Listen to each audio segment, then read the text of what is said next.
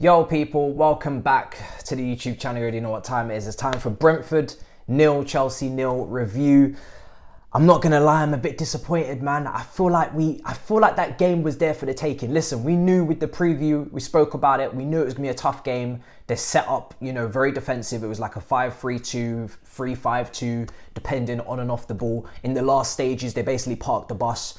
But I do feel like, especially in that first half, and with some of the personnel, which I'll get into, if the right decisions were made, if the right players as well maybe were played from the beginning, I feel like we could have won that game. I feel like the Man United performance and the Man United result will dictate how I feel about this result. Because if we beat Manchester United and we got a point here, you could say, do you know what, cool. It's been a tough week, a lot of games. This was a difficult place to go. Wednesday night, we knew it was going to be a dogfight. It was, especially in the first half.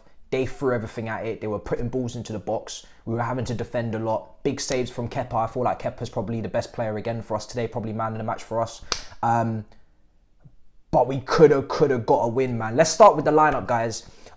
Smash the likes as well on the way in. Really big up to the support for the FIFA stream earlier. We're going to keep doing that on game days. And I'm bringing the watch along back here as well for Manchester United on Saturday. So there's a watch along happening here Saturday, Man United. So be here for that. Let's start with the lineup. I thought the lineup was going to be exactly like that, but I thought Pulisic would start. I thought Pulisic would start ahead of Kai Havertz. I felt like Pulisic deserved to start this game. And for me, when he came on, that showed, and it showed in Kai Havertz's performance as well. First half, let's start with the defence because we were under the cosh. We weren't looking good. They were causing a lot of problems. Tony was popping his shots off. They were getting down the sides quite a bit. They were kind of, again, just causing a lot of issues and getting the ball into the box quite quickly. And I feel like Koulibaly did have a dodgy start, but he obviously grew into the game as well. Trevor, I thought, was good. He defended and coped quite well. Similar type performance he had to show from Brentford last year when we beat them 1-0. Him and Mendy had great days. This time, again, him and Kepa having really good days. I thought it was a good defensive display overall. We kept a clean sheet. Yeah, there were some moments here and there, but they did save our skin a lot, this defence today. They made some crucial blocks, some crucial tackles, and I thought the defending was good. Now, for me, going into the midfield, this is where Potter got it wrong already, was Gallagher. I didn't expect when I saw the lineup Gallagher to play in the double pivot. You know how much I don't like it. I think Gallagher is not good in the double pivot, and it showed with his heavy touch, receiving the ball. He was dispossessed quite a lot. He didn't look comfortable. He looked very uncomfortable. And not only that, but this team were pressing us to death. They were very, very in our faces, and it was already going to be very tough for a player to be press resistant in that position, let alone a player that is not their strength and their strong side. I thought he was going to play Loftus-Cheek in the double pivot with Jorginho, and then push Gallagher further forward with Mason Mount like we saw against Wolves. But it was Gallagher in that pivot. It was Loftus-Cheek kind of at right wing back. And I didn't like it. I didn't like it. I felt like Gallagher was not good before he came off. I think he's injured. And I'm trying to manage my expectations now. And like a good nerd tax would do, I kind of start calculating. I start taking the one, dividing it by 4, carry the decimals. When I see Gallagher in a pivot, I'm doing mathematics and I'm scrubbing off a load of points because I'm thinking, do you know what? If he doesn't perform well, I can't even really get at him because he's not playing in this position. So I feel like Potter learned the hard way today that, Gallagher in a double pivot is not the one. You know what I mean? You got to have him further forward than that. And that for me off the bat was just not looking good. And there was a lot of issues in midfield. Then we moved further up the pitch. I thought Broja and I thought Mason Mount were good. Kai Havertz was really poor today. Really, really, really poor. I know he's some people's generational talent. I thought and still have a smidge of hope that he will turn this around. But I have to keep it 100 buckaroonies. We have to have a conversation about it. This guy has to perform this season. And he has to get it right under Potter because Potter is using him in a fantastic role. He was dropping off into the right half space again. Mason Mount more off to the left. In areas that people have been asking and calling for him to be in, a free role, so to speak, with that double pivot behind him. Even Mason behind him at times to helping him out defensively. So he kind of had the freedom to roam, to create opportunities, to be in between the lines, to cause havoc. And he was not good. I'm sorry, he was not good. I know he's people's favourites and, I do support, I do back him. I do want to give him the whole season. But if he doesn't step it up soon and if he doesn't respond to the new manager like Mason has, like Aubameyang has, all the attackers are doing well. So you can't even blame the system. You can't blame the style. You can't say that all the attackers aren't performing. So everybody in the attack is basically turning up and performing. Even Pulisic against Wolves played well. Pulisic comes on today, plays well. He causes problems. He makes an impact. He makes danger. Carney, I thought, looked good when he came on. He looked like a younger version of Loftus-Cheek. He was carrying the ball. Yes, his cutback, he should have found Sterling, but he's young. That's going to happen.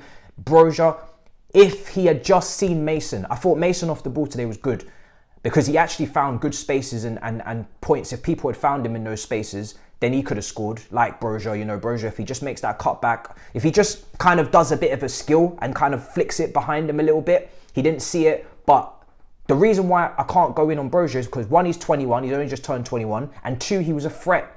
Unlike Kai, he was a constant threat. He was in the faces of the defenders, he was taking them on, he was going up against them 1v1. Even if he didn't spot and didn't make the correct decision like he didn't there and didn't find Mason, which would have easily been 1-0 because it would have been a tap-in, he still persists, he still prevails, and he gets the ball across the box, and he got the ball across the box numerous times. And there was one time where he got the ball across the box, and I think Kai was a bit flat-footed. Maybe he would have been offside, but again, could have got to that. Kai was put in many other times as well, fell over quite cheaply, tried to get a penalty. If he'd stayed up on his feet, probably could have scored. He really today didn't turn up, man. He was weak, and he didn't perform, and he just wasn't a threat. And I felt like not only should he have not started, I think Pulisic should have started, but I think he should have come off earlier. And this is where, again, I have to say Potter, today for me, got it wrong, not taking off Kai sooner. You know, you take off Mount. I thought Mount should have stayed on because he was again, I feel like he was much better than Kai. And again, I feel like he took up positions. He also set Kai up for another great chance as well. Let me not forget. He set Kai up with a wonderful reverse ball. I didn't even see it. Comes through to Kai, again, nothing, you know? So, not taking Kai off earlier, I don't get that. He takes off Mount, takes off Broja, takes off, takes off everybody and anybody but Kai. Leaves Kai on, brings on Sterling, brings on Pulisic. There's no striker on the pitch at that point, so that's a little bit of a concern. Aubameyang, for me, could have came on earlier. Like I said, this one today, I feel like if we just made some slight tweaks, I feel like we could have shithoused that one. I really do think we could have shithoused that win, man. It's a bit frustrating because I don't think we were far away from getting that win. But for me today, we just didn't quite get it done. And like I said, this is not an easy place to come. So maybe later on in the season, it won't look like a bad point. I don't think it's a terrible point. But when you see the way the game came and fashioned and the way that the game flowed, and I feel like there's just more. We could have got more from that, and the performance overall wasn't great, but I don't really mind that. But we just didn't take our opportunities, and we didn't create the opportunities we could have created as well.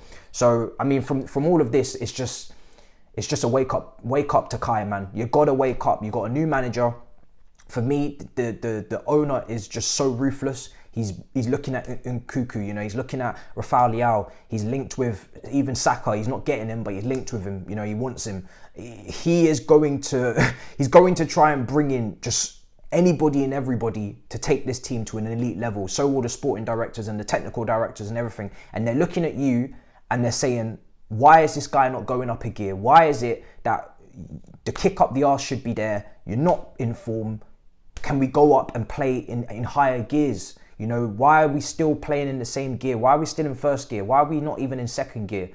It doesn't feel like it's not like when some other players will maybe not be playing well, you know they're going to respond. You know they're going to kick it up a level. You know they're going to react. It's almost like nothing phases him. And when nothing phases you, that's usually a good thing. But in this instance right now where we are, we need you in this new role. We need it to phase you. We need you to be looking around and be like, oh shit, okay, cool. Do you know what? I'm going to go in today. I'm going to do a madness. And he's just too easily bodied and bullied off the ball. It's just too lightweight, too soft. And he's got to step up. And I'm a big fan of Kai, but I'm a bigger fan of Chelsea. And if I see a performance that for me is just not up to scratch, and I don't feel like you're even pushing the limits of what you can really do, and you're not performing to the level that I think you can with the talent that you have, or that I thought you had, then I'm sorry, I've got to say something. Do you know what I'm saying? I'm not here to be, I try not to be biased, even with players that I thought were going to absolutely explode. You know, I didn't go crazy for Werner coming here. I didn't go crazy for Ziyech. I went mad for Kai coming here though. I thought Kai Havertz was going to be mad. But at the moment, you're looking like, bro, you're going to get sold. You're really, really going to get sold, because if a big offer comes in from Bayern Munich right now, 50, 60 million, you're taking it. You're honestly taking it because you know that you can get a player that is just, forget anything else, just the intensity. The intensity's got to be more consistent. I've seen him perform in games where, I think Tottenham at home, he was on it. He was intense. He was off the ball, on the ball. I feel like him and Ziyech in particular, when they play quickly off the ball, then on the ball, they're also replicating that, but it's not consistent.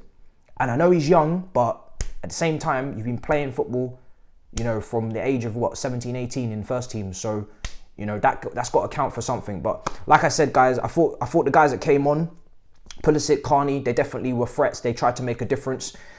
Decision making, if it could have been a little bit more crystal clear, then we could have got somewhere today. But Carney's young. It's going to happen with the Sterling pullback. Broja's young. It's going to happen. But I thought he led the line very well. I thought he showed good close control at times. He had a lovely bit of skill as well in the first half, where he kind of wriggled away from a couple players.